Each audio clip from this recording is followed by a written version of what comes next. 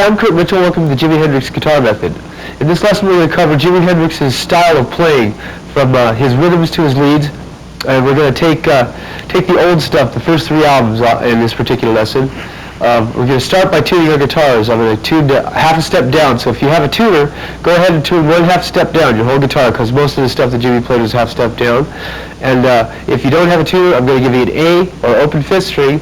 You tune your guitar to that A and come back and check it with me, and we should be in tune. Let's get started.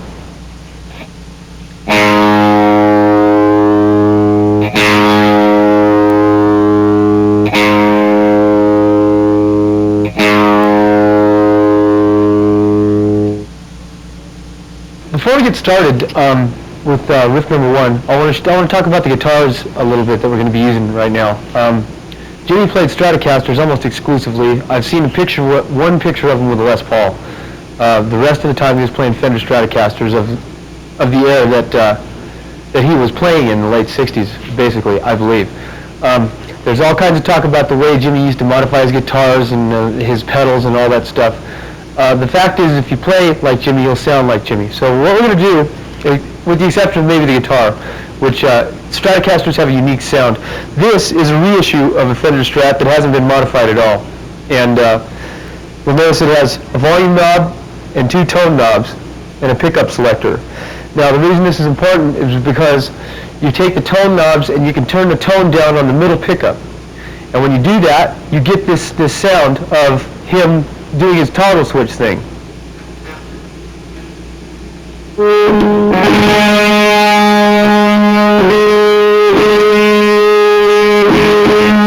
you take it and you flick the toggle switch up and down with the tone on the middle one turned down.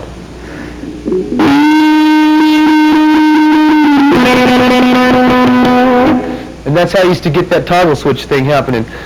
There's a tone knob for the middle pickup and the front pickup on Stratocasters when they come stock. There's 1,000 ways to wire them, and the Stratocaster has been the basis for all kinds of guitars since it even came out. We're going to be using 2 Marshall heads on this particular lesson. But one of the tops, what you're going to see pictures of Jimi Hendrix using. It's a 69 plexi, meaning that the gold in the middle there is plastic. It's kind of a collector's thing, but it's a great sounding head. It has that old, warm English sound that nothing else has. Now the one on the bottom is a more recent head, about an 84. It's going to be not a channel switcher, but it's going to have a cleaner sound because I have the top one modified. The bottom head is going to supply our clean sounds and some of our semi-distorted sounds. But the main head we're going to be focusing on is the one on the top. It's a Super Lead 100 watt. I want to talk about the pedals a little bit. I don't have the exact pedals that Jimi was using here. I have facsimiles.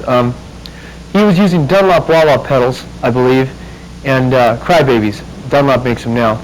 And he was using a muff fuzz distortion box. I've read in print that he was particularly fond of the muff fuzz, the Crybaby, and his Stratocasters and Marshall amps. And these are the things that he was stuck on all the time.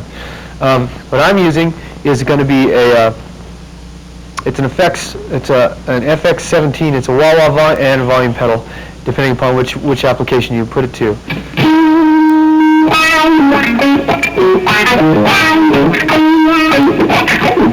And the thing about it is you can adjust it. There's 2 screws in the end of it, and you can adjust the sweep and the length and how the pedal works. Then I'm running into a distortion box, which is giving me an extra bit of gain.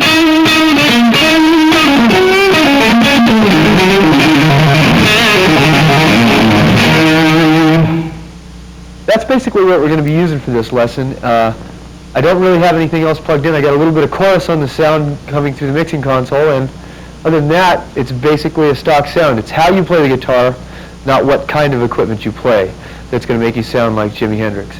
Okay, I want to get right to the first riff. This is an excerpt from Hey Joe.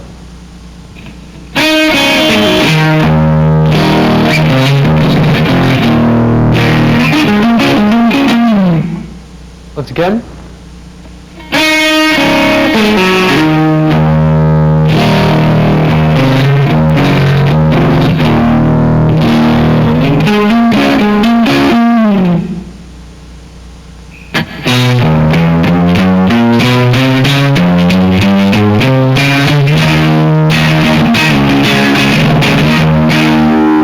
Once again.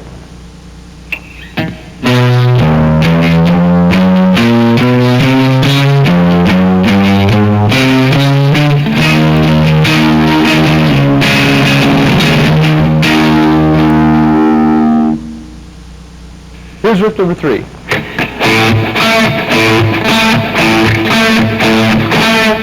One more time.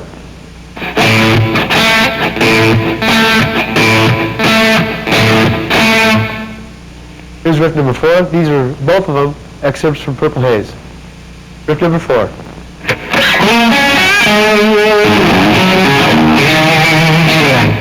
Once again.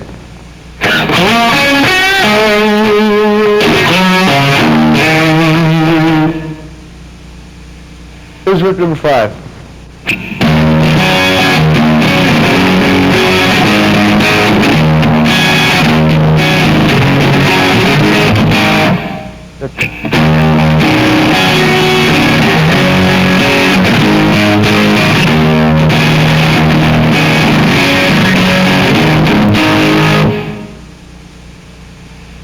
Here's riff number 6. One more time.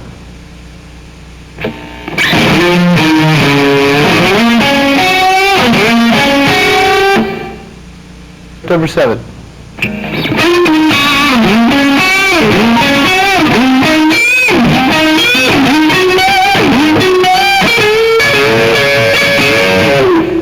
Once again.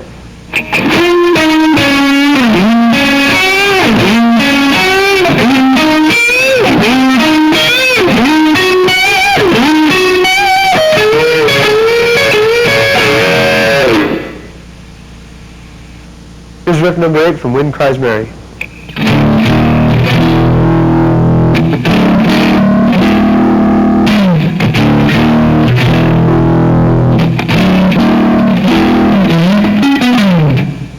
Once again.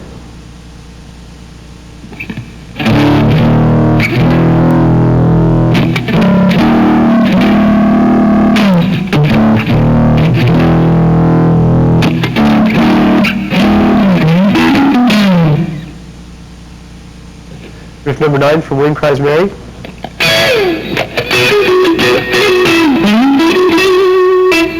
Once again.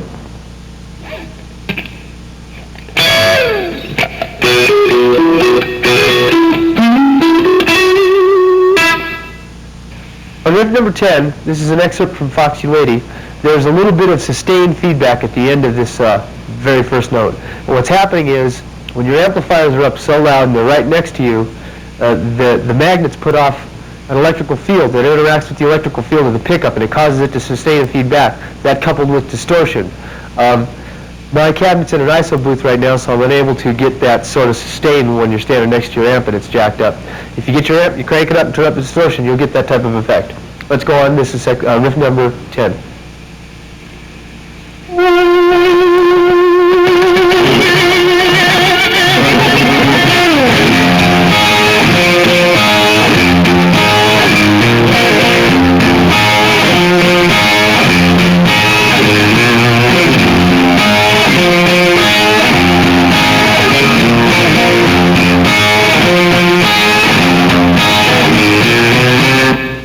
Once again, it's going to start out with a volume fade, slow volume fade. Here it goes.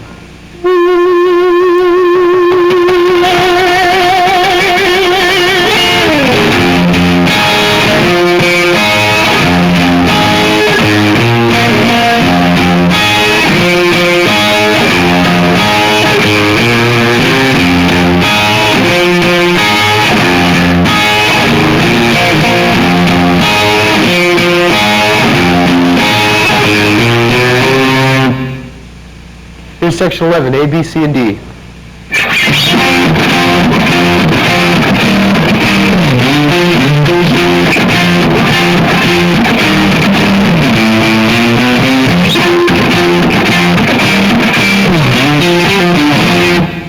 One more time.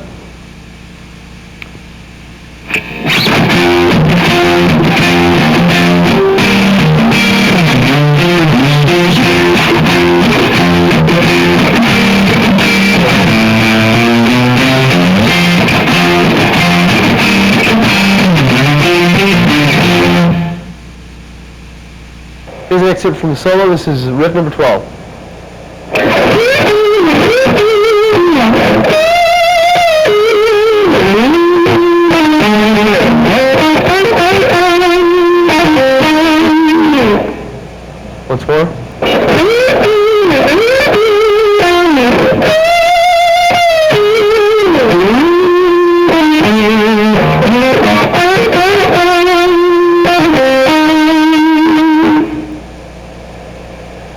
number 13 is for manic depression.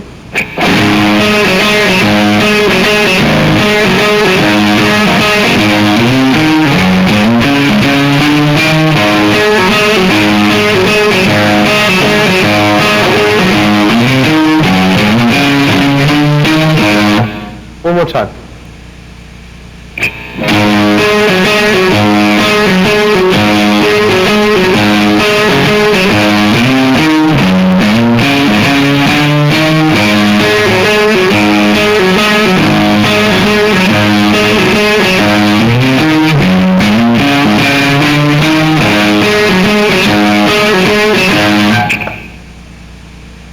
We're going to employ something here that I refer to as unison bends. In other words, I'm going to take a string with my middle finger on a note underneath it, and I'm going to bend it up to the same note. Okay? Eddie Van Halen does this a lot.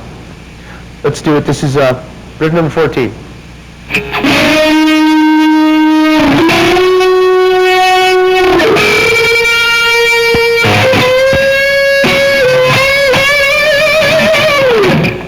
Once again.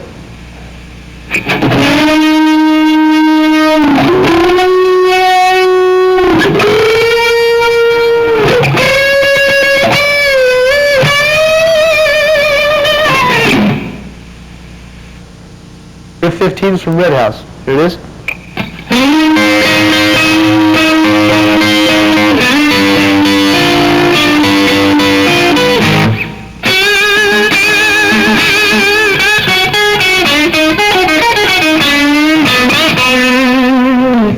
Once again.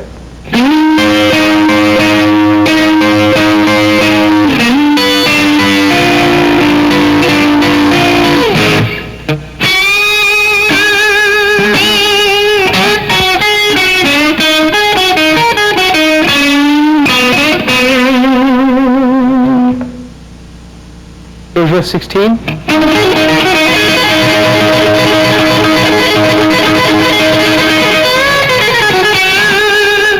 Once again.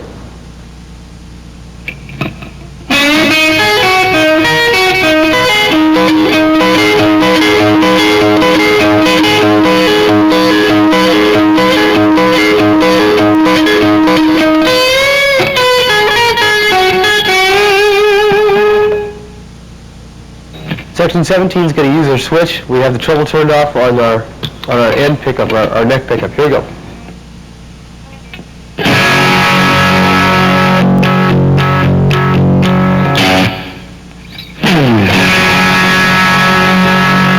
One more time.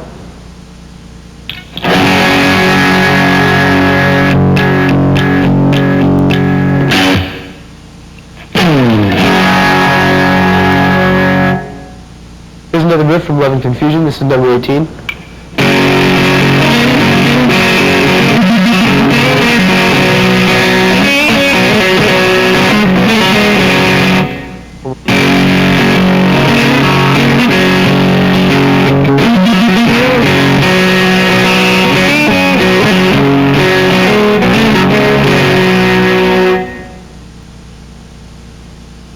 Riff number 19.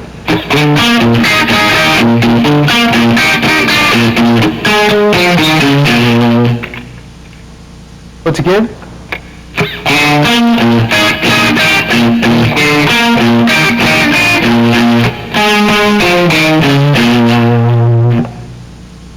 I don't know that Jimmy used the slide too much, but this particular riff from May This Be Love is using the slide. It sort of interests this thing. I'm using a steel slide because I like the weight of them. A lot of people use glass. This is riff number 20. Here we go.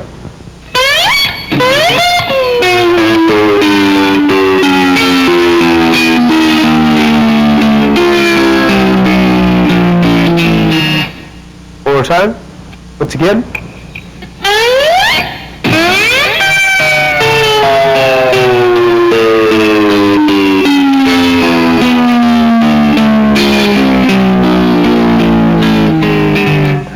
I know that's not a very good example of a slide riff. These things are supposed to be used for stuff like this.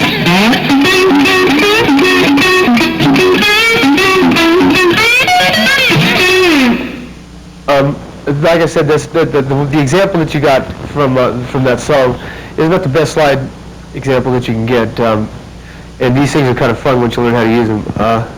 The steel ones, like I said, I prefer the steel ones. Let's go on right now. Let's go to riff number 21 from Fire.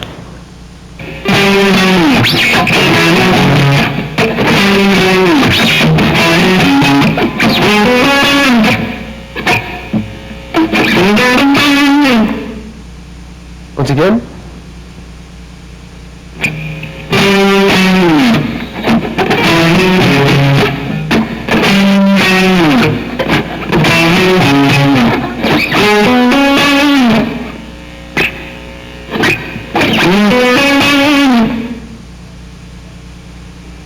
Riff number 22 from Fire.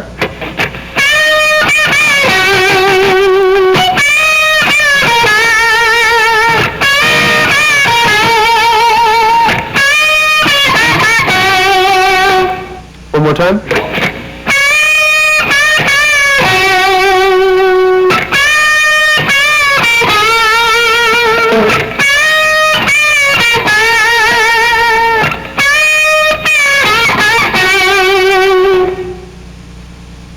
Here's number 23. This is an excerpt from Third Stone from the Sun.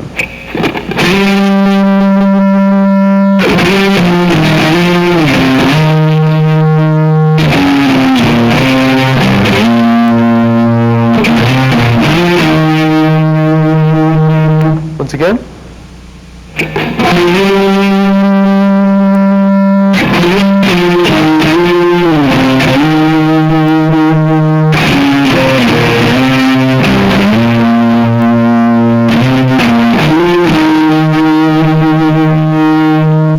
In sections number 24 and 25, I'm going to show you this stuff going forward. What Jimmy used to do is they'd record some stuff forwards, and on Are You Experienced, they did this a lot. They flipped the tape over and play it all backwards and then recorded that. So let me show you what it sounds like going backwards, because we have a 4-track and we put some riffs on there, just me goofing around, and then flip the tape over and you can see what it sounds like. Check this out.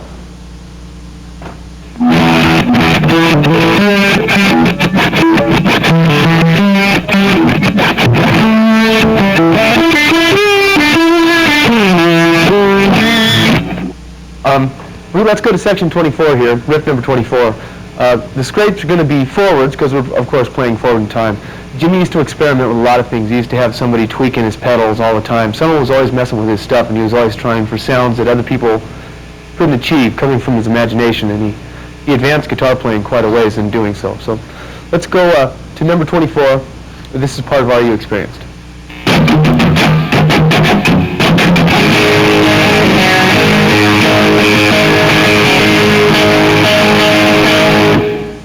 Slower.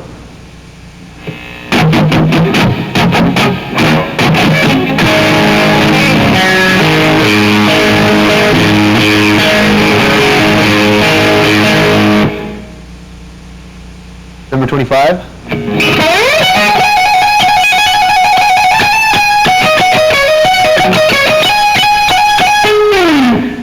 Once again.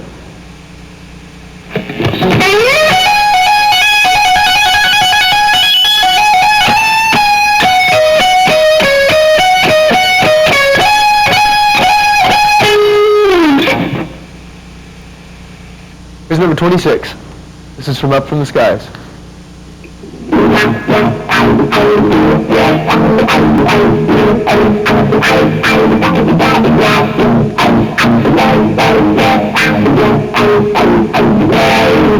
One more time.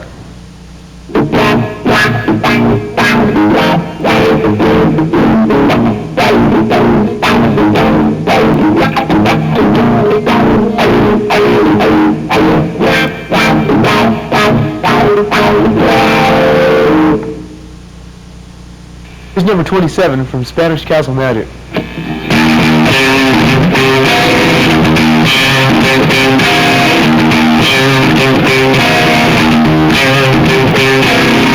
Once again.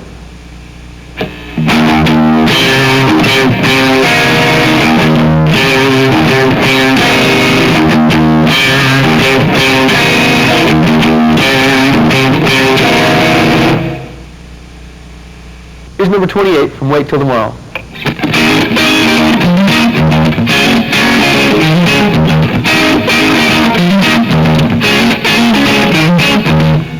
more time.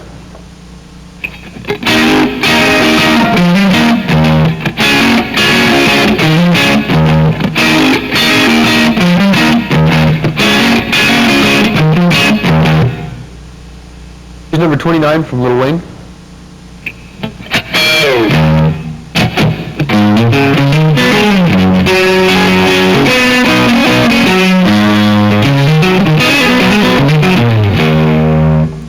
Once again.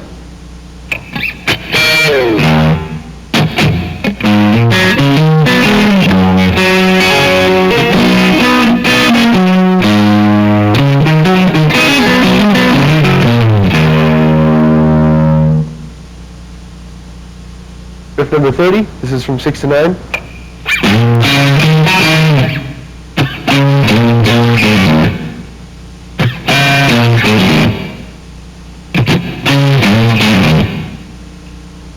One more time.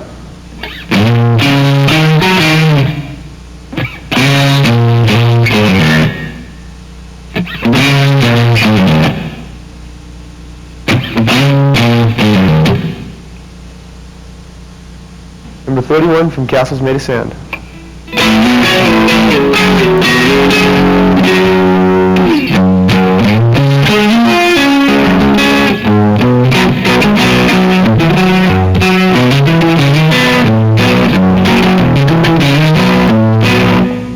Once again.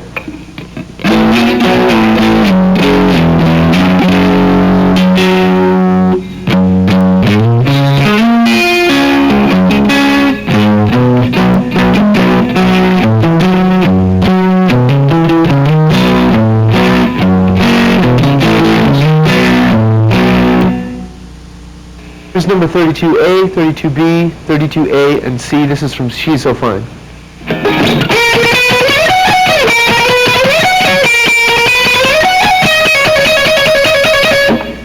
One more time.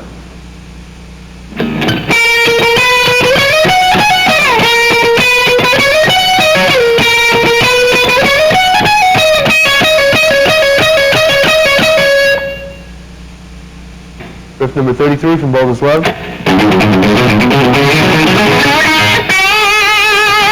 One more time.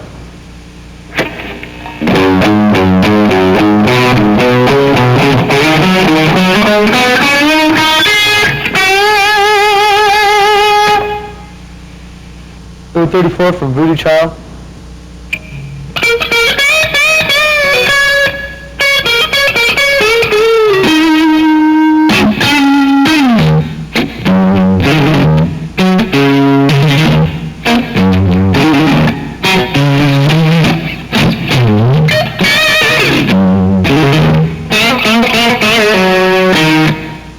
One more time.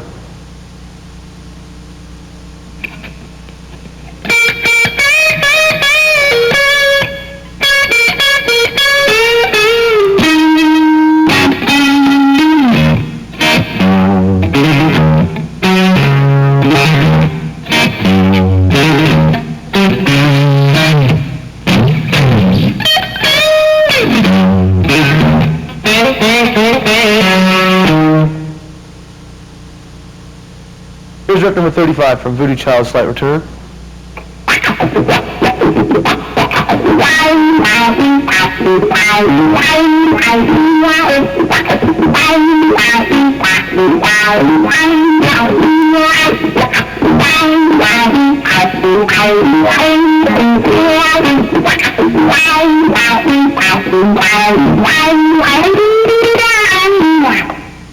Once again.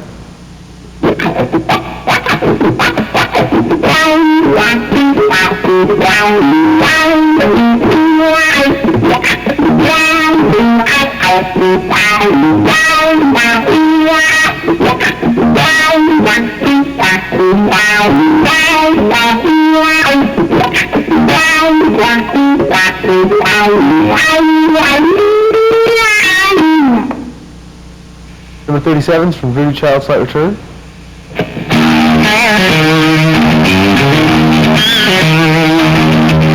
One more time.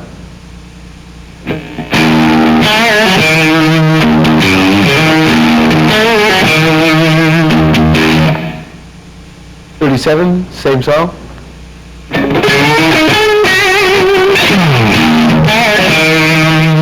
One more time.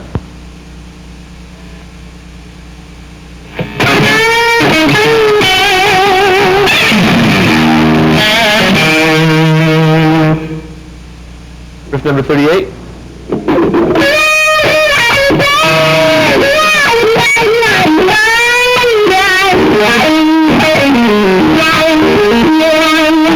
One more time.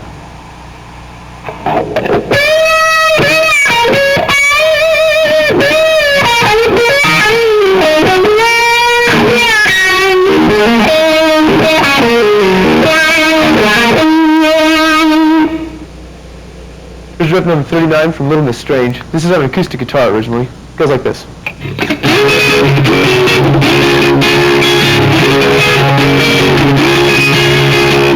Once again.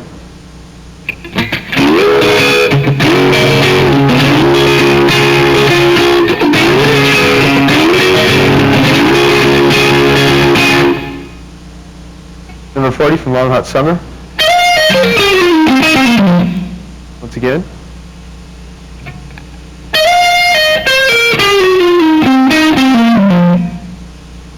Here's riff number 41 from Gypsy Eyes. There's some pick slides going on over the top of this that which have been overdubbed, and it's almost impossible to play them together. We're going to take the bass riff, okay? This is number 41.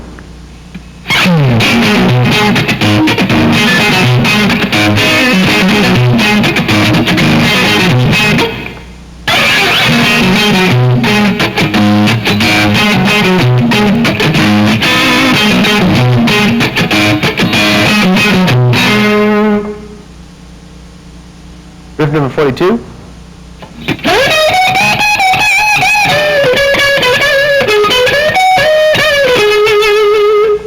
One more time.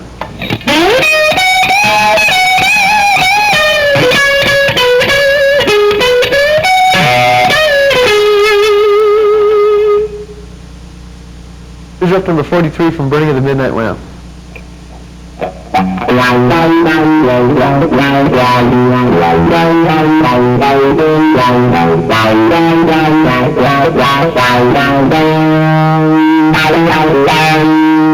Once again.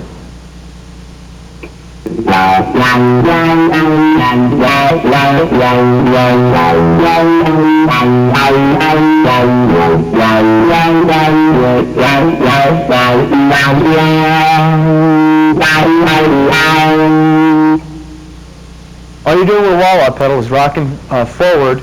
It stays way in the back, actually. So you want only the back part of it, but you rock forward with every quarter note.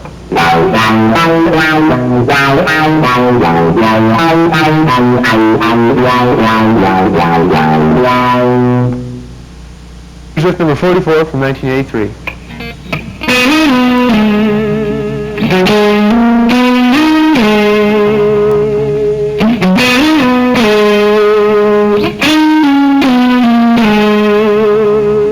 Once again.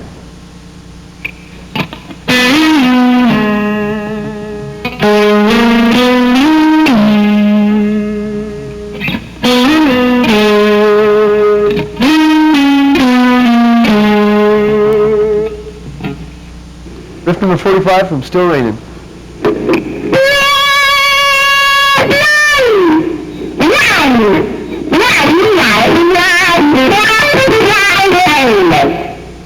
Once again.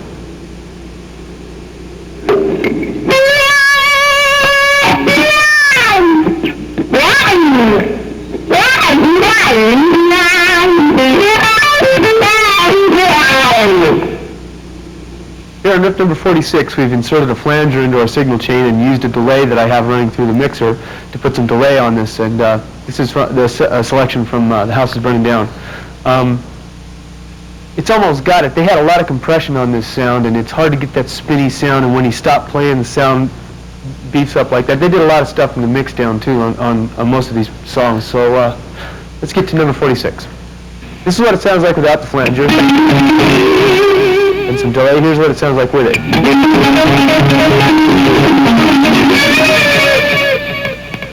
So let's get to the riff.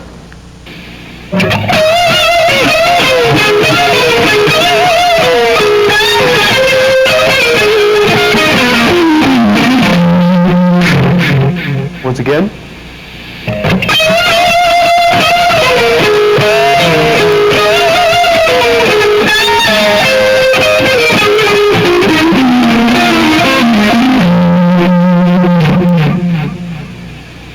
Here's riff number 47 from All Along the Watchtower.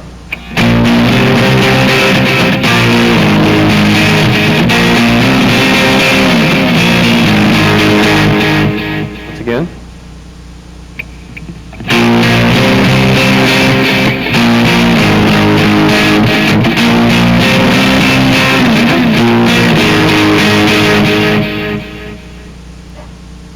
Riff number 48.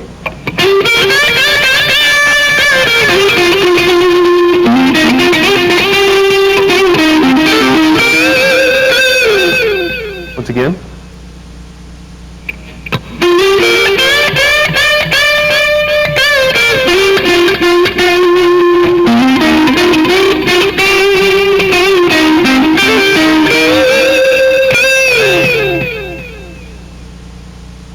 That about wraps up the riffs. What I want to go into now are some of the chord shapes that he used to use a lot and some of the patterns that he used to use to solo in, okay? Number 49 is going to be an E minor 7th. Let's check it out.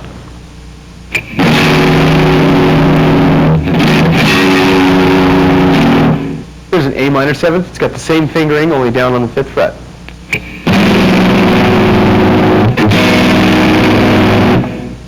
Now this is an A major in first inversion, and he used to use these all the time to slide up and around too. So check it out.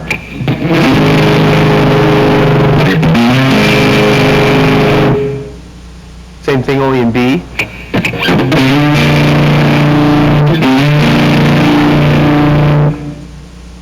This is an E7 sharp 9. This chord's used a lot. Stevie Ray Vaughan uses, got a lot of these from Jimi Hendrix. He used to use this all the time. It goes like this.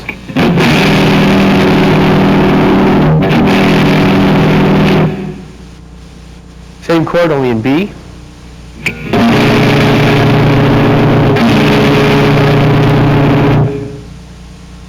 Now let's go through some visual patterns on the neck. I'm going to go through them in the main keys that he used to play in. This one's an E, okay? Now you'll find that the root notes are circled, okay?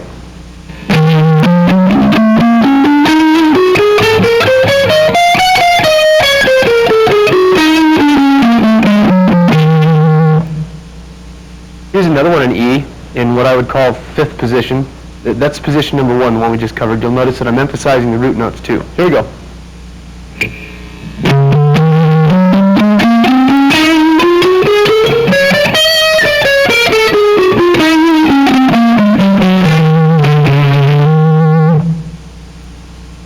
This is number 57 in E. Same thing, emphasizing the root notes, same scale. These can be moved anywhere, by the way, and I'll show you how in a minute, to any key that you want to play in.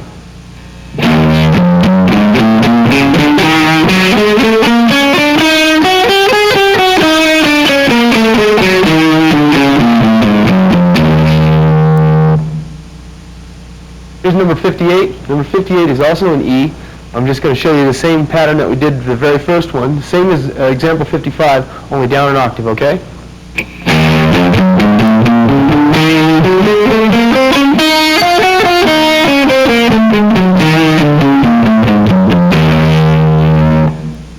The reason for me to show you that in both positions is because of these open string things.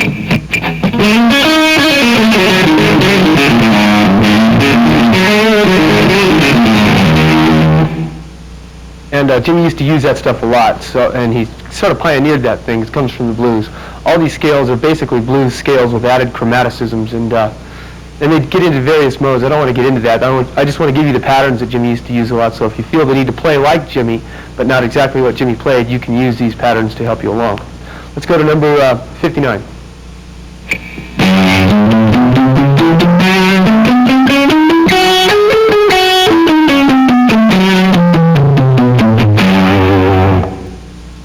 Now that was in G, the same position that I started with, and the same one I just played in E. Only this is in G, and the root notes, like I said, are circled. So you can slide your hand around on the guitar and play this scale and solo within this pattern in just about any. As a matter of fact, you can do it in any key you want to. So let's go to number 60. This would be an A, same pattern. Watch.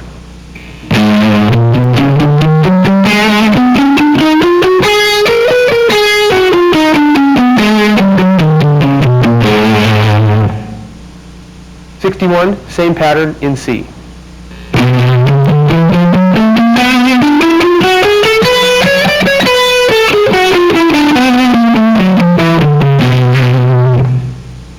Same pattern, number 62, in D.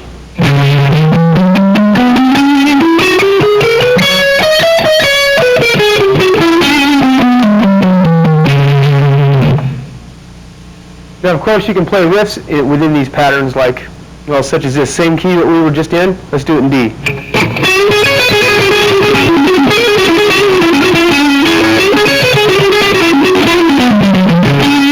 Well, that about wraps up this lesson. We had a lot of fun making it. It's always fun to pick out Jimi Hendrix. It's too bad he's gone, because the way he innovated back then, I'm sure we'd have kept on going, and there's no telling what he could have done today. Everybody that plays rock guitar today seems to have been influenced by Jimi, because he was way ahead of his time.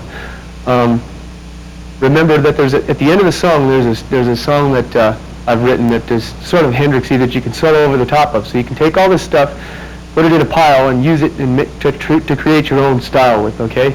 So until next time, I'll see you later.